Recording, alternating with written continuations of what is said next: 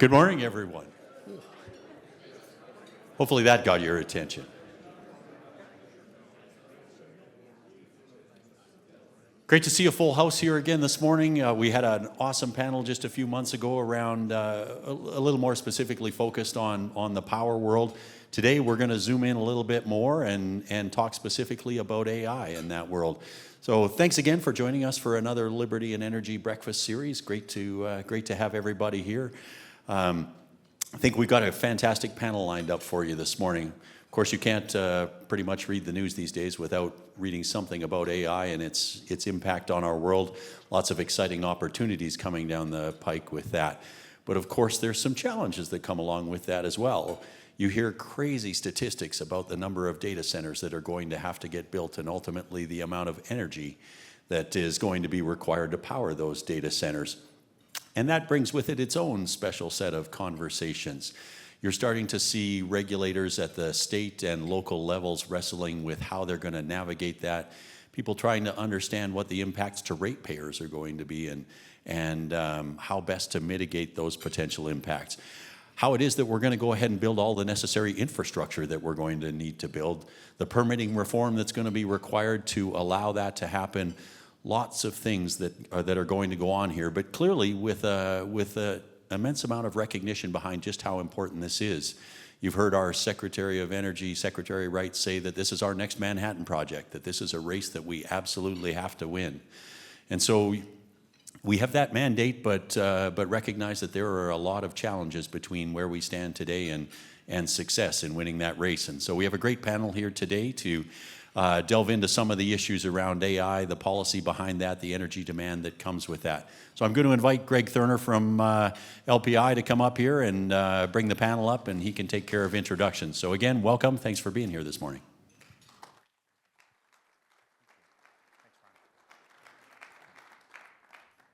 I don't want to be double mic'd. Does this one on? Grab that. This is my cheat sheet. Okay, well, welcome back, and thank you for spending your breakfast with us on another electric topic. I'd be remiss if I didn't thank the hydrocarbon industry that Liberty employs for supporting this business. And as Ron had mentioned, we expect electricity to be a growing part of that pie, both at Liberty and in energy at large. So where do we start? I'm very fortunate to have a different and equally esteemed, talented, and diverse group of panelists to talk about what we think policy will evoke in terms of outcomes for data centers. And when I think of the deregulated electricity market, I want to encourage you to compare this, particularly when it becomes obtuse, to any deregulated market that enabled choice. Think about airlines. Think about phone carriers, if you still remember the days when we were dependent upon landlines, perhaps now cell phones where we have choice. The deregulated energy market ushered in choice, and that choice was intended for customers, and as individual customers, particularly customers in this room, how many are customers of Xcel Energy? Do you feel like you have that choice? I say that wholeheartedly, not critiquing the regulated utility model, because it's been a longstanding and reliable partner for Colorado and many of its surrounding states across the country deployed in other companies. But deregulation and the choice that it ushered in is ripe to be harvested by those sophisticated consumers of electricity, particularly data centers, who might want a unique solution. And that unique solution can be their energy content, perhaps how much of each proportion of energy, be it natural gas, nuclear, wind, solar, battery storage. It can be when they want it, and as I know many of you are working on this right now, we can't get electric fast enough, sometimes because of supply chain, capital investment. Nonetheless, we have this choice, and this choice is bifurcated across deregulated energy markets. And I say it's bifurcated only because the federal government, about 25 years ago, gave us the privilege to inject as an independent generator, a non-utility generator, anywhere we want in the country if we have the means to do so. So you have the capital, you have the equipment, you can install a generator, and that generator will earn revenues based on the efficacy of your choices. So what choices do we make? Well, it's just like real estate, location, location, location. Although we have the added burden of location requiring access to the grid, access to fuel sources. And with data centers, we have new constraints, perhaps access to cooling, access to fiber networks, access to workforce, and infrastructure needed to support a major data center. So if I could go to the slides real quick, I'd like to introduce our panelists who have come from primarily 2 states, which is very convenient as we compare the policy impacts of fully deregulated and partially deregulated markets, Texas and Colorado, both employing different qualities and giving us different features and levels of choice. So first, I'd like to introduce, it doesn't look like, perhaps you are seated in the order in which I wrote your bios, Will McAdams, a former Public Utility Commissioner from the state of Texas. Now, Will has a unique skill set and experiences because he was once responsible for both the regulated and deregulated markets within the Texas energy landscape. So both the independent system operator model known and operated by ERCOT and the single buyer models where a utility is purchasing on behalf of their customer were both in Will's jurisdiction and both Will's responsibility. We are also joined by Judith Judson, an executive responsible for data center development, and if in most, not all instances, negotiating their power supply for on-grid, off-grid, regulated and deregulated marketplaces. Her customers get to be the ultimate selector in this energy mix and choose from a portfolio of carefully curated sites which often cross boundaries of energy market policy. We have Sandra Solon, a lobbyist here in Colorado, who is no stranger to influencing energy and infrastructure policy at the highest levels in local, state, and federal government. And she will see the fruits of her labor manifest in regions where common sense, market design, and infrastructure come together. And finally, Bill Barnes, ERCOT Regulatory Policy Director for NRG. I'm sure you're familiar with NRG. Bill, in his capacity, has led policy and advocacy within the competitive space of ERCOT to deliver a fully wrapped energy solution as a gentailer. And I use that word a lot around the office, and I kind of get funny looks when I do so. So if you're hearing it for the first time, it's a portmanteau of a generator and a retailer of electricity smushed together. And we'll explain why that is such a natural hedge for the industry in which they operate. So let's go to the first slide real quick. I'd like to introduce the utility as we know it. And this is a great graphic in that I think a lot of this is familiar and it's very simplistic and it's oriented in a linear manner such that you can identify the supply chain as a source of electricity, or the supply being the generators. The transmission and distribution network, these are analogous to the pipeline systems that deliver us natural gas or perhaps oil. And finally, retail sales of electricity. Now, 25 years ago, we made a hard pivot, call it 50 years ago. In most instances, if not all, this was vertically integrated, where the supply, transmission, distribution, and retail sale of electricity was operated by a single entity. And we do this where we think competition would increase price to consumers. In fact, economies of scale, barriers to entry, and other constraints make the regulated utility very relevant, and certain parts will always be regulated. And when you hear regulated, I want you to think a fixed rate of return.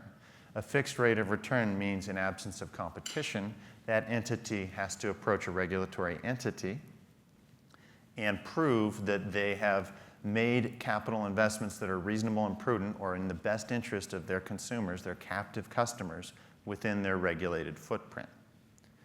Now, one segment of this supply chain will always remain regulated, with some exceptions. Anyone want to guess? Wires. Yeah, the transmission and distribution network is well suited and fits the test for a natural monopoly. And the example I usually use when I teach this in a classroom setting is that if we were perfectly competitive and had multiple choices for the grid, we would double the infrastructure and each of you chose a different transmission provider, well then we would have half the ratepayers and double the cost.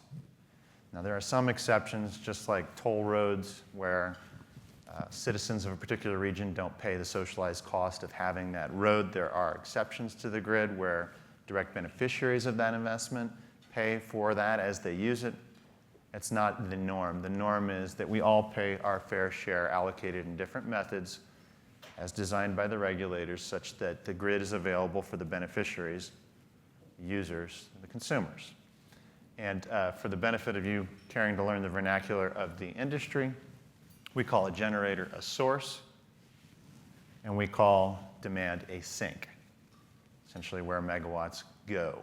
And we have what's becoming a mega sink with data centers. So without further ado, I'd like to turn this to our panelists and start to unpack the questions of how policy will guide choice through this bifurcated model. Because indeed, data centers have a choice when they connect to the grid, presuming that they choose their site based on the grid characteristics or policy that surrounds it, or perhaps both. So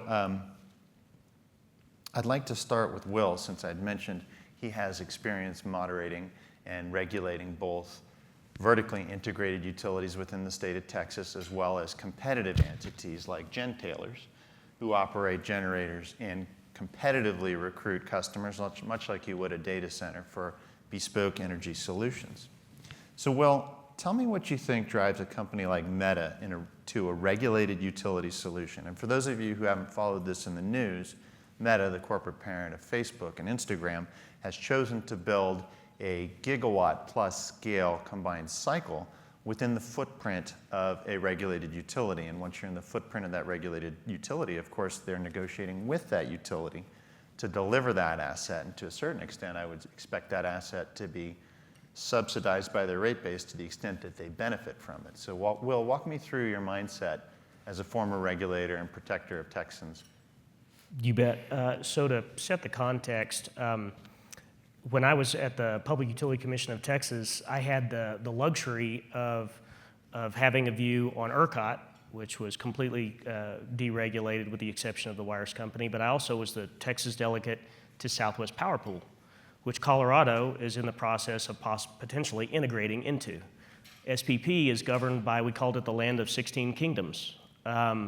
And that was because they are served by 16 vertically integrated monopolies across the footprint.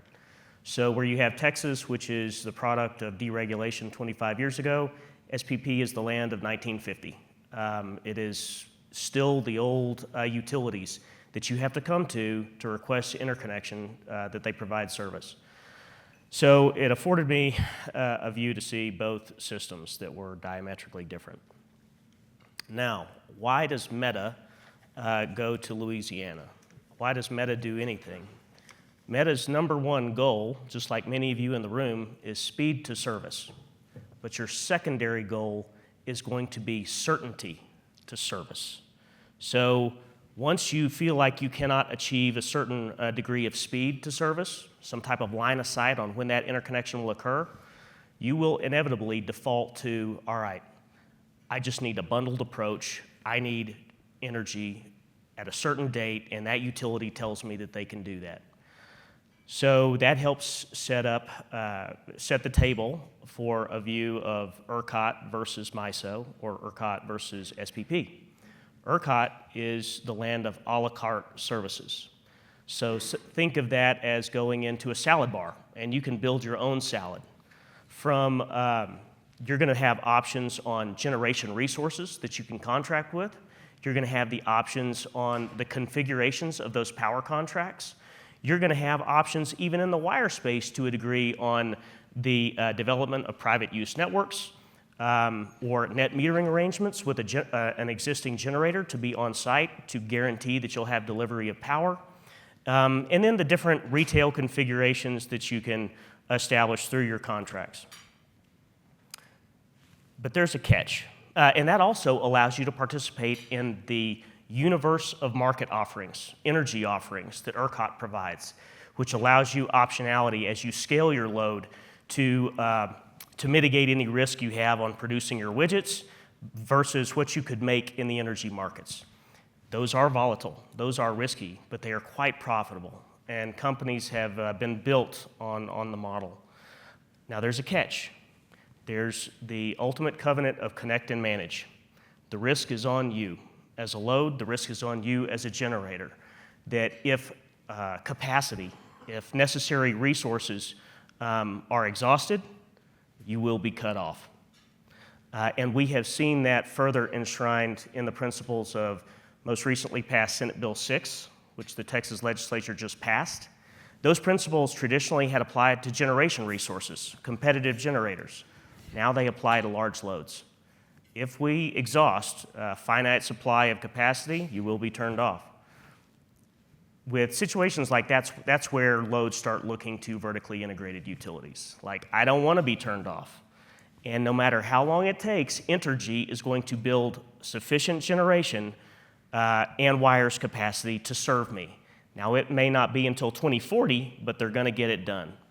But that model is like, I liken it to the French Laundry restaurant in California, 7-course meal aspect. You don't want the 7-course meal, and you don't want to pay $1,600 for that meal, but they're going to make you eat it. And that's the lay of the land. Can we advance to the next slide? I want to tease out some of the things Will said with this graphic here and tee up our next panelist as well. But before we leave you, Will, in your capacity, were you elected or appointed? I was an appointed. And who made your appointment? The governor. The governor of Texas. And you'd mentioned that there were 16 kingdoms to please in SPP. And you'll see here that in many instances, these system operator regions cross state lines, which establish some of the kingdoms. But I want to tease that out a little bit because it's a curious and hot button word these days. And I'd open this up to all panelists. How do you value the regulatory certainty that we've had in consistency of policy in Texas across the various governors over the past 20 years? It has been a feature. We actually held the 50th anniversary of the Public Utility Commission this last week, and there was a reunion of all the past commissioners, and we got together at a bar and swapped war stories. It's incredible. But Pat Wood, former chairman of FERC and the PUC, was there, and we started talking about what makes us different, what's the secret sauce. And one, it was that we were appointed, and we had the luxury of being appointed. And two, each successive governor realized the grid is what you do not make partisan. The grid is so essential to economic development, the economic future of the state. You hold that separate and apart. You don't talk about the grid, you don't talk about the commissioners. We do our duty, and we try to manage the competing interests as best we can for the best possible outcome of the loads. The loads are business. The loads are the people. And that's what we've adhered to over 50 years. Well, terrific. And I do want to make that a takeaway from this panel, regardless of politics aside, consistency of policy across the various governments by what started with George, maybe Ann Richards. Ann Richards. Ann Richards. Bob G. was Ann Richards. He was there the other night. I'm not a native Texan, so I have to remember. So we started out with Democrats. We crossed the spectrum into Republican administrations. George Bush. Didn't change a lick. That's right. And that consistency of policy and energy gave ERCOT what makes it so unique. So Judith, I'm sure you're intimately familiar with these maps. And your customers have the ultimate choice. They're the most sophisticated energy consumer I've ever dealt with. Give me a pros and cons. What drives you across state lines, or more importantly, across energy policy lines? Yeah, thank you. And it's great to be here. And excuse me. I'm also a former regulator from way back in Massachusetts. And regulatory certainty is really important because you're making very big, multi-billion-dollar investments, and understanding the landscape and the certainty is really key. In terms of all the different constructs in the way our electricity markets and our regions are organized. So Vantage, just for way of background, I lead energy for Vantage data centers. And we are a developer of data centers. We don't name our customers, but we work with all the major hyperscalers. And we like to say, if you've been on your phone doing work or buying something, or on your phone asking it a question, you've probably used a Vantage data center without realizing it. We're in 23 markets, 5 continents, but North America and the US is by far our largest because that's also where our customers are based. So over the last couple of years, the need for power to drive the AI revolution or evolution or revolution, depending on how you look at it, is so strong and so fast, and the scale is just unprecedented, that we have to look for everything we can find. So there are pros and cons between regulated and deregulated markets, but we're looking in all of them because we need that much power. Ultimately, our customers, when they're doing cloud, there are certain key locations where they like to be. Latency matters. When it comes to AI loads, they're more flexible on location, and they're more concerned about power price and speed. So those are the factors that we're thinking about when we're putting together a campus. So speed is critical, cost is critical, and those are definitely driving. We are right now, I'll just give you a couple examples. We are in both deregulated markets and regulated markets. I think the benefit of the deregulated markets is there is wholesale electricity markets. If you have resources connected to the grid, they can manage some of the risk by being able to make sales into the market. And as mentioned, in the deregulated markets where you're working directly with a utility, you can get a lot of certainty in terms of when they plan to deliver. But even that's become challenging because even vertically integrated utilities are also working within wholesale markets and challenges of bringing on more generation. So right now, we announced a big project in Texas, fully deregulated and actually starting fully off grid because there was a lot of changes going on the transmission and distribution system and the speed that we needed to move at. We decided the fastest way to get there and to have the most certainty was to build generation on site with our data center and just directly connect. Now, our customers do want to work with utilities. We want to work with utilities. We think supporting and being in partnership with utilities as they build out infrastructure is good for us, and it can be very good for consumers because we're a large load that pays 24/7 for power. So we're also looking at another project that's about to be announced where it is a fully regulated solution over a gigawatt of power that we're working directly with the utility, and they're sourcing all the different generation sources. And they're doing the T&D build out. And by working very closely together, we're very optimistic about that project and being able to hit timelines. So it really comes down to, in many ways, the partnerships, the relationships we have, the willingness to collaborate. So utilities, where we're working hand in hand in regulated markets, that can work very well. In deregulated markets, working with suppliers, both retail and generators, and figuring out solutions that also can work really well. So there's pros and cons, but both are needed. We need so much power that it's essential that we're looking at all markets in the U.S. and figuring out, working with the utilities and the regulators, what's the best way to do it in their location.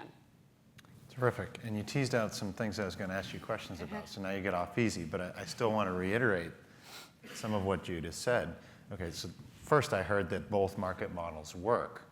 And the question I was going to tee up to you is when a utility that's regulated, has a captive customer base, makes a large-scale investment for one entity, how does that protect the consumer? And you're very well situated to answer that as a former commissioner. And what I heard is that a data center is a tremendous customer of that utility and utilizes the infrastructure that they build on their behalf in such a way that the benefits transfer to the consumer for having the added infrastructure, having the added resource, having the added reliability. But they also pay their share. Yep. Is that a fair way to put it? Yeah, where it's working well is when we're backstopping the risk. So in some markets, we're being asked to put a lot of upfront capital without really understanding when we're going to get power. But when there's a clear path to power and we backstop the risk and ensure that we're going to pay full cost for that power, that works very well. That protects the ratepayer. It gives our customers what they need and enables infrastructure to get built. So yeah, we're 100% paying our full cost and absolutely committed to that, ensuring that there's nothing passed on to other customers. Well, very good. We're going to shift to Mr. Barnes here, whose business is built around shifting that risk not to the ratepayer, but to NRG, the entity that provides both the generation and the structure and retail delivery of that electricity such that they get a bespoke solution. And this, for NRG, is not unique to data centers. I think we all enjoy serving data centers, but NRG does the trouble of naming stadiums and putting up billboards to provide the same structured solutions to retail consumers. Bill, walk me through that model. Yeah, I guess first of all, Greg, whenever you ask a Texan how to do things, our way is always the best way. Lamar, can we go back one slide? I just want to explain a little bit about NRG and the Texas model. The part on the left and the right are competitive services. So when Greg said Taylor, we have generation and we have retail, and trading and wholesale power marketing are all competitive services. So a company like NRG, in Texas in particular, about 2/3 of our company is the retail piece, about 1/3 is generation. That varies amongst the different regions. We've kind of done the hokey pokey in PJM where we were in, then we sold, and now we're back in because of all this large load growth. So Taylor, I think, is accurate. I would update that to also we're a VPP Taylor, a DR Taylor, an EV Taylor. So a lot of different services that are really dictated by the customer, and that is why, in our opinion, the ERCOT or Texas model for how we've set up our industry is the best. And that's because if you don't like your service or you don't like your price, you can fire your provider. You can't do that in a regulated utility. And that is why we're seeing such interest in growth in Texas, growth in load and large loads. Can we move to the next slide? Also wanted to, I have to, Please. Can't resist this. So the capacity market regions, you'll see that Texas is gray. We've often referred to our market as energy only. I don't know if you guys have heard that phrase. I'd like to correct that. It just real quick, like what energy only versus Yeah. capacity means. So whether each region or market has a resource adequacy mandate or not. So did the region or the state say we are going to make sure there is enough supply and demand and have an administrative solution to achieve that in the form of a capacity market or a capacity obligation where the providers have to show up with a reserve margin, additional capacity to serve the demand.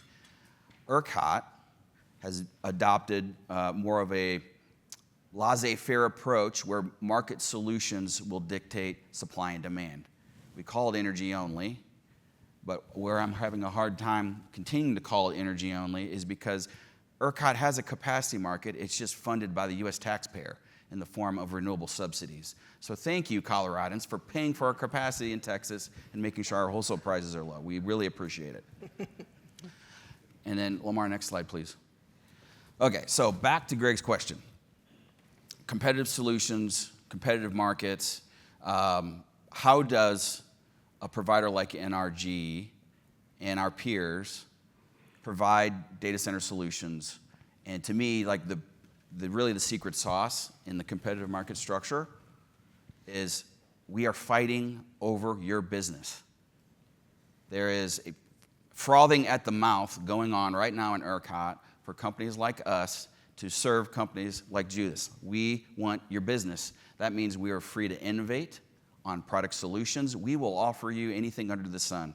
You want backup gen? We got it. You want on-site combined cycle? We got it.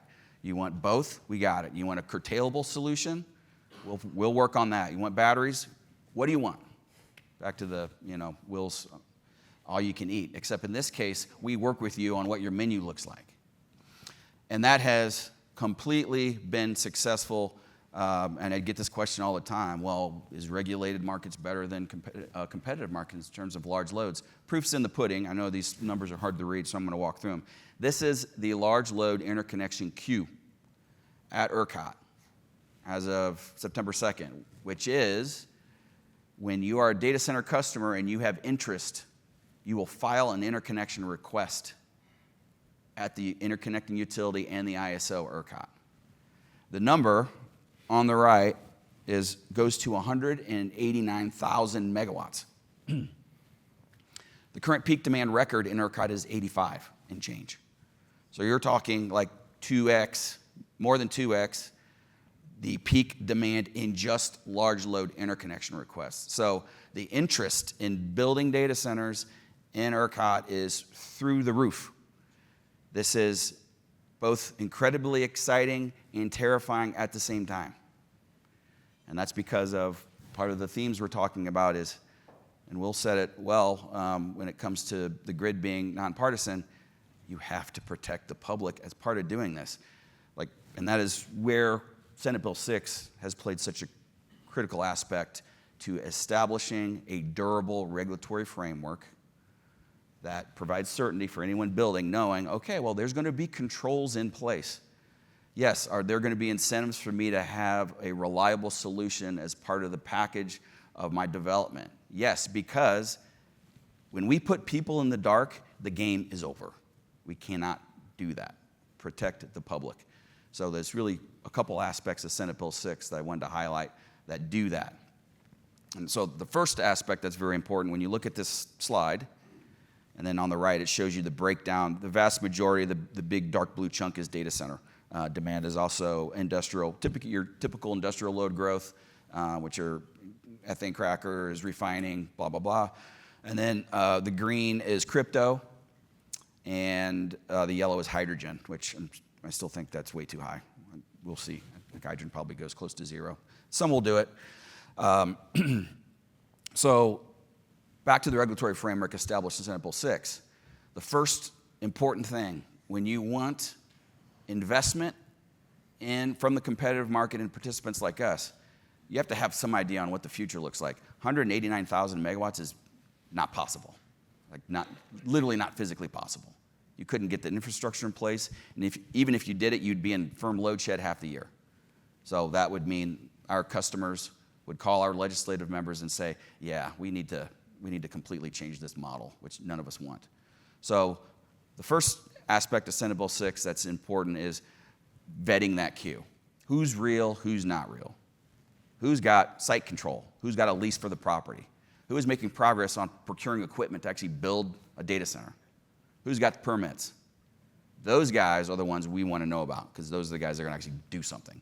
You get a lot of, Texas, you get some wildcatters, right? So you get a lot of commercial property brokers that have a couple dreams and parcels of land, but really no real financial backing.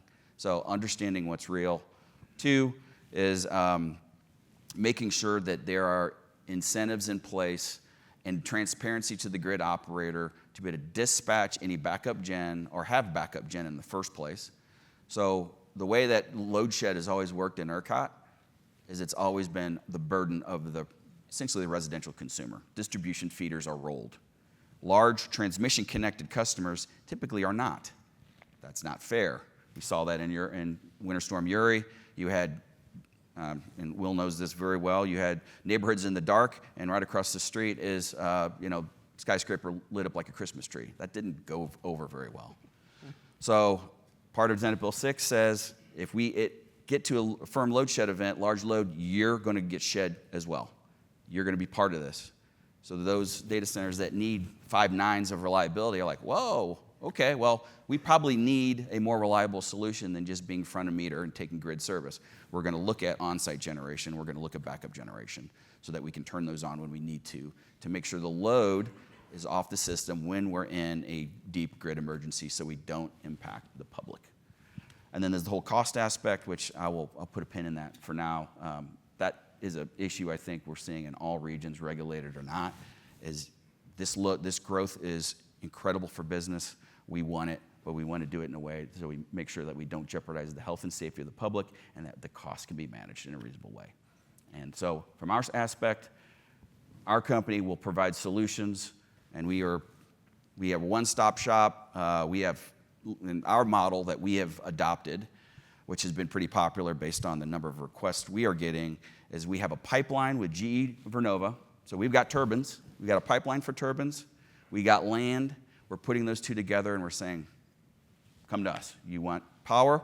We've got it. We've got 2,500 acres over here. We've got 1,000 acres in West Texas. What kind of power supply solution do you want? Do you want backup gen? Do Do you want combined cycle? Do you want combustion turbines? So that you don't get in a regulated market with companies like ours and my competitors working so hard to get your business and customizing our solutions for what you may need. I appreciate that feedback, and I want to give you a little bit more insight into Bill's mind here, because he said some things that really are fundamental not only to his role but NRG's role in the marketplace. You had mentioned that you had suggested one of these loads on the pie, I think it was hydrogen, was highly speculative, and perhaps you might not want to build a generator as an independent generator, which is essentially an arm of your business, to serve that speculative customer. And that puts the risk not on the consumer or the rate base, it puts the risk on NRG to handicap which projects they wish to pursue and cuff the load queue such that they bring sufficient supply. And if they do, well, then they earn a handsome return for that. And if they don't, well, perhaps they're out of luck. Great point. I do want to make a comparison there, as we have talked to crypto customers and large data center customers. One major issue there is credit risk. Well, guess what? Guess who doesn't have credit risk? Meta, Amazon, Google. Guess who does? Some guy that's mining Bitcoin in his garage. So very different scenarios in terms of customers we would want to supply. Well, and the garage guys, you suss them out with the billboards on the side of the highway. Yeah. But let's go a little bit further with that, because perhaps you don't want to wear that risk as a Jen Taylor. How might you offset that risk? Well, you find that customer that needs that firm offtake. You consider the credit risk of that customer. And then if you come to terms, perhaps it involves posting capital, then you might build an asset. You might structure a retail contract. You might do both such that you have revenue certainty for the asset as you develop it, which I would suggest is going to be modular or smaller in nature. Bill had referenced some of the manufacturers they're working with to deliver bespoke solutions. What did NRG divest of in years past? This is a speculative consideration. Yeah, I think that's another favorable aspect of the model that we have in the competitive markets is when we see a business that we don't think is attractive, we don't want to invest in, we divest. And what business was that? What centralized large asset was that? Well, there have been quite a few actually. Sure. But Thinking of the They sold a South big Texas nuke. project, right? yeah, there've been They decided quite a few. to divest of a large centralized nuclear unit that they used as a hedge against their retail load to pursue these bespoke, smaller solutions. The second largest unit in the state of Texas. Will was at this conference as well, but I complimented my peers that have gone more in the direction of nuke, saying, you guys should really be thanking me, because the day after we sold our share of South Texas Nuclear Project, nuke became hot and sexy again. And really, we're taking credit for that. Y'all are the black cat. Well, let's compare that to the regulated model, because by comparison, the regulated model has the obligation to serve. So if someone arrives in your franchised utility, some exceptions, you can't tell them no. And then we still have these speculative entities. Now, you can ask for a gigawatt of power, and of course, if you don't have the ability to pay a gigawatt of light bill, then they may not break ground. And as Bill mentioned, in the case of Meta in Louisiana, they were able to produce not only the wherewithal, the capability, and the credit to do so, then perhaps the utility is the best suited partner, because if for no other reason, their revenues are guaranteed by the writ of law. And to a certain extent, their cost of capital is constrained by what? Nothing, the writ of law, or perhaps what they can attract in capital markets. And in some instances, regulated utilities struggle with that. So I'd like to shift back to regulated markets for a moment. And Sandra, thank you for being so patient. Yeah, excellent. Let's talk explicitly about Xcel, since they surround us and they keep the lights out, and presumably if they're listening, they would turn this presentation off if they didn't like it. They're a longstanding, reliable provider of electricity, exclusively engaged in a single buyer model. And by contrast, they participate in deregulated energy markets, but this means that they buy on behalf of your customer base. And by the way, if they find a third-party solution that's more cost-efficient in the short term than running their plants, they can shut down that plant and still earn a fixed rate of return. Let that soak for a moment. That's part of the features, and that's part of the reliability mechanism, and it's part of the vertical integration that they enjoy. We have some interesting changes ahead to this footprint. As Will had alluded to earlier, they're joining a feature of SPP, an independent system operator, for what's called a Markets Plus, which will give us some liquidity for third-party participants to get a price and still operate a single buyer model. So, Sandra, why now? Is it related to the data center boom? And if give me anything you want. Your patience has earned you the mic, as long as you care to talk about how Xcel serves its customers and how it'll grow to meet this challenge. Yeah, no, thank you very much for the opportunity to be here and talk about data centers. Some context. One, this has been a fantastic conversation, and I just have to say in response to Bill's comment, and then there's Colorado, which operates wholly different, of course. The flexibility, the options are just not available in Colorado.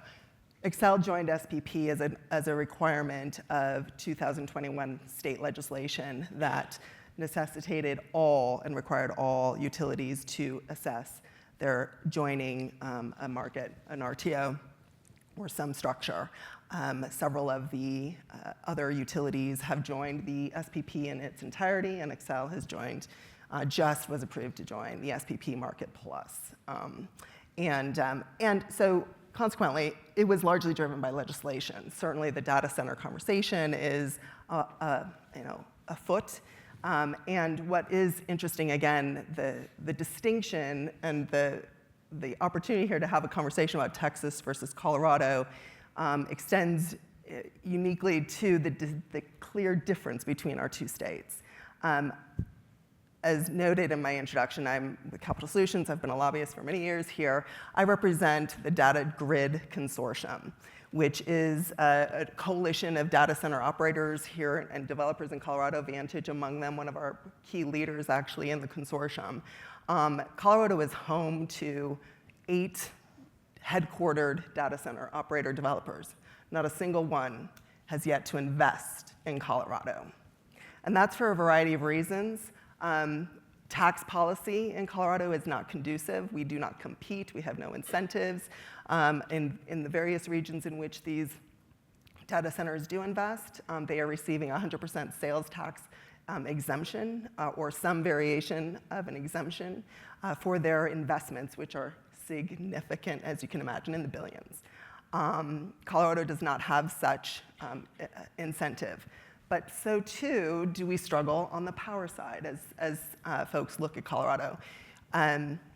Colorado is ideally situated. Our climate, the workforce, a whole host of factors make Colorado extremely appealing. But there are these essentially 2 factors that interfere with that investment. Notably, we have had conversations in last year. Senator Kirkmeyer is joining us today, and so is all too familiar with the conversation that happened this last year. We introduced legislation to actually establish an incentive, a tax incentive for that very purpose. But we also incorporated a number of other elements to that conversation. While Colorado has not been at the forefront of the data center space, we've actually there's been a benefit to that. We are learning from the experience of other states who have been very active in attracting data centers, Texas among them, Virginia, and a host of others, who merely established economic incentives. Well, now they are facing the reality of the power grid and the significant demand, and they're having to bolt on solutions, revisit policy. In some cases, some states have contemplated pulling those incentives out from under them altogether. So, and then there's the environmental piece of the equation, as you can imagine.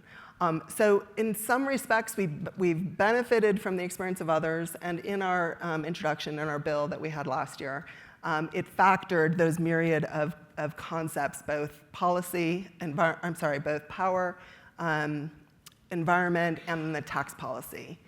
But what was really fascinating was so much of the conversation last year was around the power side.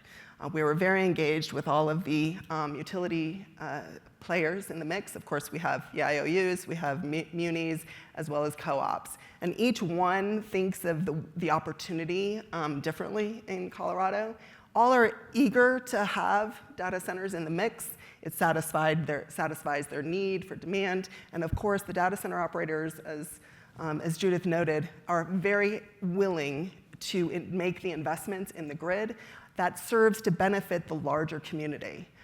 So there's enthusiasm there, but there isn't a whole lot of enthusiasm for doing things slightly differently than have historically been done.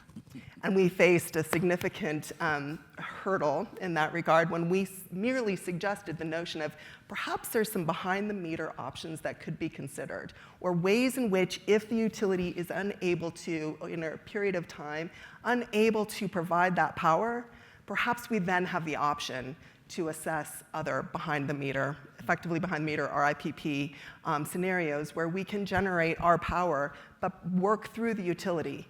Utah last year passed similar legislation to authorize those types of arrangements because they were finding that the utilities were a little slow to respond. And as we know, the demand and the interest across the country, but certainly in Colorado, is significant. We have nearly double the amount of needed load in application with the various utilities across the state, but I think particularly Xcel's through the PUC, they have a number of applications, not all speculative, well, pretty much all speculative. There's a gold rush, and folks are wanting to take advantage of that, so they're getting in queue. But it has created, of course, this concern by the PUC about what's real, what's legitimate. It's also, of course, elevated the conversation around ratepayer protections and the need for those potential tariffs in order to assure that what is in queue is real. And there has been already some movement within that queue as a consequence of these conversations at the PUC. But what I think is so fascinating, again, in contrast between the two, is the legacy and the monopolistic sort of approach that Colorado has enjoyed, and it's obviously served us well. There probably requires a slightly different way of thinking about how we achieve this. Data centers, as we've conveyed to our legislators, are as important to our future competitiveness as a state, as transportation, as the very utilities that are provided. It is an infrastructure, a necessary infrastructure. And if Colorado isn't in the game because we can't achieve the power, or if the environmental requirements are so restrictive, we lose competitively altogether. And we're already in somewhat of a difficult spot in Colorado as a consequence of the policy decisions that have been made over the last several years that put us in this place of renewable energy standards, the things that we're paying for, helping you. We have a significant push on renewable energy and meeting goals. And in fact, there's further conversation or push as Governor Polis leaves his office. There's a push to actually accelerate further those renewable energy requirements and meeting those 100% renewable by a 10-year acceleration. So a lot of different dynamics in Colorado and complexities in Colorado relative to data centers and the power side, but thank you for the opportunity to sort of share. Happy to. Yeah, you teased on some really important topics there because they may seem unique to Colorado, but it's not uniquely Colorado problem, is it? True. Because there are regulated utilities everywhere, and there are municipalities and cooperatives everywhere. And in fact, we opened this discussion saying that regulated utilities have the obligation to serve, and you teased out some instances where regulated utilities that operate as municipalities that have existed since the dawn of electrification, designed to advance the public good, where investor-owned utilities couldn't, at a profit, socialize the cost of these large infrastructure projects to serve a less densely populated region. Well, we had these preferential policies, these preferential treatments to let municipalities flourish. Does anyone know what the largest municipal electric utility is in North America? Go ahead, Will. CPS San Antonio. Okay, and number two? CPS serves the entirety of San Antonio, so a burgeoning metropolis. I think Austin Energy is number 2, isn't it? If it is, Los Angeles Department of Power and Light Oh, okay, there you go. is up there as well. Point being that at the dawn of electrification, these were municipalities because they weren't the New Yorks.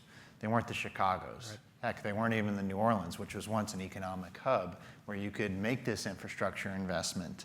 and socialize it among a large customer base. And now we have municipalities in the West, and this might be not a uniquely Western problem, but this might be a rural problem where we have great sites for data centers, because what do we have an abundance of in a rural area? This is the easiest question of the class. You've got land, right? And you'll see every other day in CNBC, including former governor of Texas, someone is trying to sell you land and power to build a project, right? And in doing so, that land in a rural area is likely served by what? A municipality. And can a municipality, by virtue of its structure, its covenants, and its incorporated documents, to the municipal equivalent of them, raise the capital, or can they say no, and will that drive data centers out of rural America? Which is interesting, because some of the nuclear assets that NRG shed created a tremendous amount of tax revenue and jobs for what? Rural Texas. And a tremendous amount of energy by wire for what? All of ERCOT. Phenomenal confluence of policy shifting, ideally, to adapt to this new era of electrification. So we've got about 17 minutes left, and I want to save some time for questions. But before we do that, I'd like to do rapid fire. And you can go in any order you like. How do we protect ratepayers from subsidizing investments that would disproportionately improve the service of the few? So, Reverse order? yeah, go ahead. Well, I know certainly, again, from the coalition of data centers that I represent, a significant willingness to have the conversation around tariffs in order, and certainty with regard to in-queue, exit fees if something doesn't materialize. The largest concern and conversation right now is around stranded assets and the worry that there's an investment and therefore the ratepayer. Let's run with that stranded asset. Let's talk about demand charge and cost allocation. Bill, Judith, Will, anybody? How do we make that fair and equitable for data centers who can flex their demand in times of scarcity and essentially leave the grid, such that consumers aren't holding 16 bill? minutes left. Do you want me to talk about that in 16 minutes? I want to give you 10 Be here seconds till so we can hear from Judith. 5 p.m. Yeah. One more slide. This helps answer that question. This shows you, Lamar, if we can go to the next one. Thank you. This was from the ERCOT board meeting last week, 2 weeks ago, that shows we've had a couple mild summers. So the blue line is peak demand. The dark blue line is energy consumption. So amount of electricity consumed over the year versus the peak demand. So this goes to your demand charge question. We've had a couple mild summers in 24 and 25, so that's why you see the light blue line going down. But if you look at the energy consumption, up 5.7% so far in 2025. So the presence of large loads are already being felt in ERCOT. They're using a lot of electricity, even though peak demand may not be high. That helps shield ratepayers. We need the loads to be there to connect because a lot of the costs are socialized. Right, so transmission costs, which this is the thing that we could talk forever about in ERCOT anyway.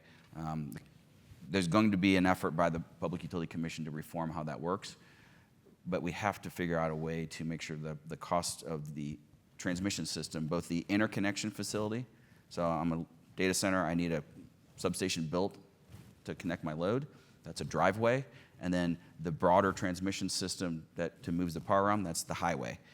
We got to figure out a fair way for large loads to contribute to those costs so that we don't push all those onto residential consumers and overwhelm them, and their bills are 80% of transmission charges, or the costs go up so much where they just say, this is not sustainable. So, and I Just want to add to that? I'll jump in. The word fairness has always made me uneasy. I was in the Army, not at the time, but Norman Schwarzkopf said, one man's terrorist is another man's patriot, and it all depends on the eye of the beholder. And those eyes change.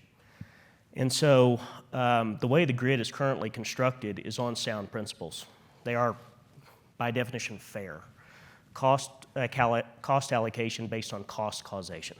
So if you are the cost causer, you will, in effect, pay the majority of the cost associated with any upgrade. That should be adhered to. It's when you deviate from that you can start picking winners and losers. That is a deviation from the secret sauce that made Texas great. And so when you have big pieces of legislation come through, you have to be very careful about how those are skewed. The regulators have to be very careful about that. But that's a great chart. That light blue line is peak demand. So that can be driven by weather, or it can be just driven by consumers just using more power generally.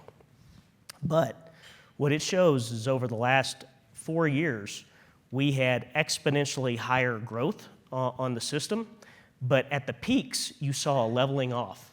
So these new big loads that are coming in are becoming more flexible. They're becoming more adaptive. They are not driving, potentially, the need case for new infrastructure. But what's below that is general load growth across all hours of the year, not just the coldest day or the hottest day. And that pays rate base. I'm a former civil servant in the legislature. You want to grow your tax base. You want to grow the economy so that you spread out the cost of services across a greater population. That's what's happening there. And so that's paying T-costs. That's paying for wires. That's paying for the integrated network that delivers power. And that is a good thing.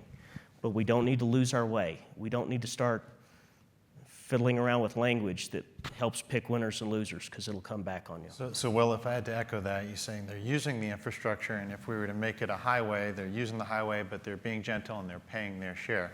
Judith, how would you respond on behalf of your clients? Yeah, I think these are some really great points have been made. So first of all, on that issue of peak demand, if you think about data centers, they're using energy 24/7. All hours of the year, they really run all the time. What that means from an infrastructure build out is we are paying for electricity. So if you build a wire to our site, of course we're going to pay for that interconnection. We're going to pay for, follow the cost causation principles. But in terms of, thinking about what that means broadly is if the network is growing, for us that is using 24/7, if you were to build that for maybe a business that just runs one shift a day or shuts down on weekends, those businesses need that same size wire to meet their peak demand, but they're not paying for it all hours of the year, where data centers are. So it can actually lower overall costs by having large base load, large load that is consuming all the time. So that's one thing that I think should be thought of when we think about data centers, because it's tremendous economic development. We pay a tremendous amount of property taxes. We provide jobs in the community. Where we've been, some of our markets, we've paid for new high schools and new fire stations, and we've enabled there in these rural communities for there to be technical, high-paying jobs. So there can be a lot of economic development benefits, and we're paying for that infrastructure. And so the other thing that I've seen that's worked really well, the risk is not so much that I've heard a lot about is I think regulators understand if we show up, we're paying our bills. The risk is if we don't show up, and a concern about stranded assets. So that's where minimum demand charges or shaping some sort of exit fee, but doing so in a reasonable way. If some other customer can pick that up, then it shifts to that customer. But until that happens, we're backstopping that. So we will take on that risk so that there isn't a stranded asset. Our tenants are, investment grade, publicly traded companies, and highly, highly credit worthy. And we work with them to backstop all our utility contracts now, because that gives much more certainty to the infrastructure, that risk being borne by us and our data center. So we've worked out, with our utilities, some really great models for that. Happy to I won't dive into them now, but always happy to share them with other utilities that are grappling with this issue. And then being flexible and being able to bring generation on-site if it means faster speed of delivery while the network's getting built out, or it remains there full-time, and eventually connects to the grid so that we're not only bringing load, we're bringing generation. That completely mitigates. So I get asked, like, is the load real? Well, if we have on-site generation supplying us, the regulator and the utility can be certain when they interconnect that the load is real because the load is real already. So there's a lot of innovative ways to think about it, and I just think, again, collaboration and thinking through how do we get the benefits and how do we mitigate the risks. And if we have that solution, it's a win-win. Interesting. There you have it, from an industrial consumer of electricity, and the newest burgeoning demand for electricity, seeking to pay their way because if the system doesn't work for them, well, then they can't operate their industrial facility, which operates exclusively on electricity. Yep. I'm going to pose one more question to the data centers. So ladies, if you would opine to transition into audience questions. Is the menu provided by the deregulated market a decision maker or a feature? Like, would you make it, anyone who wants to answer it, I'm curious to hear from the folks that are representing their customers. Do you feel like you get more selection in the deregulated territories? Or is that just another consideration when choosing a data center? So look, these loads are as big. The one, and I'm working on the same one in Abilene, the one that the president's standing up there and we got to get it built. And it's going to consume as much power as Los Angeles at a single point of interconnection. Big deal. And if you're building something that big, you want optionality. You are a sophisticated actor. With the amount of capital that you are investing into that site, you are building several cities together. You are going to want to be flexible in your business plans. And you are going to want to synchronize that in concert with the grid operations. But it is a feature. Anyone else? I'll let Judith respond, and then sort of the policy side from a Colorado perspective and what we might see. But Yeah, Judith? no, I mean, options are really critical in thinking through. I mean, yeah, it's one thing, joining Vantage, like we just started a power team. It used to be we weren't building at this scale and you could just connect to the utility and they tell you when the power is going to show up.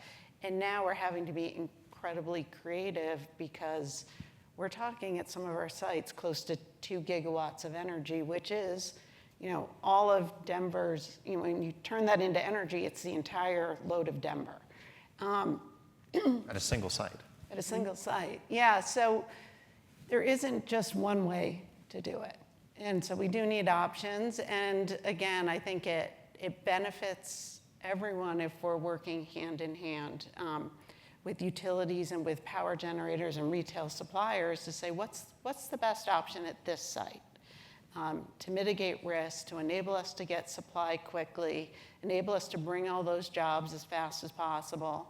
And so again, I think optionality, there isn't one right way.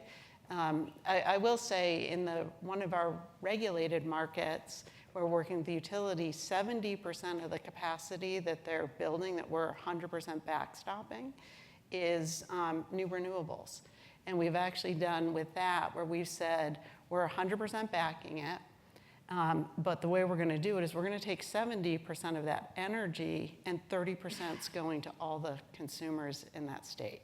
So we are bringing on new renewables that, but for us, wouldn't get built. So there's a real way to not only bring new energy, but to enable more renewables to get built.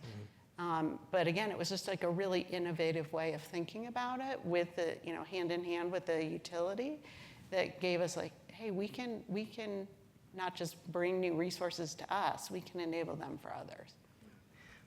I was going to suggest for Colorado, as we look at opening up the market for data centers, what we encountered last year from the utility sector when we had the mere suggestion that some optionality might be a good thing for them, for us, and the environmental community. We sort of learned a lot in that conversation. And so as we look at our efforts in 26, And we will be back with some new legislation in that regard, and we're sort of adjusting based upon certainly based upon the feedback we got. But it becomes a necessary conversation about innovation and some open-mindedness on the part of the utilities to think a little bit differently as we look to the future. We can still operate in a regulated market. I don't expect that that's going to change in any manner, but the way in which they engage with the data center operators and structure contracts and so forth, it becomes really important. And the experience that you've had, Judith, in another regulated state, and that type of optionality that you've secured is really key. And our hope is that in Colorado, with Xcel and so forth, that they begin to really open their mind to those options. Again, we saw some resistance, and perhaps some legislative engagement and pressure. Again, a recognition that the opportunity that exists with data centers is so remarkable on so many levels. The revenue provided to local governments is incredible. The offsetting property tax for School Finance Act in Colorado, Senator Kirkmeyer, who's a member of the Joint Budget Committee, is very real. And so there's state level budgetary benefits to the investments as well. And so we are hopeful that the experience of other states will inform and help to inform the way in which we can open up the conversation on the power side. Well, there you have it. This is a very open and productive conversation. I'll say what I think I heard, and I hope what you heard as well, is that despite divergent policy, market models, opinions, choice, we have a uniquely American challenge and opportunity to deliver this with a patchwork of policy by letting market forces in both regulated and deregulated areas deliver the choice that'll make the electrification of data successful.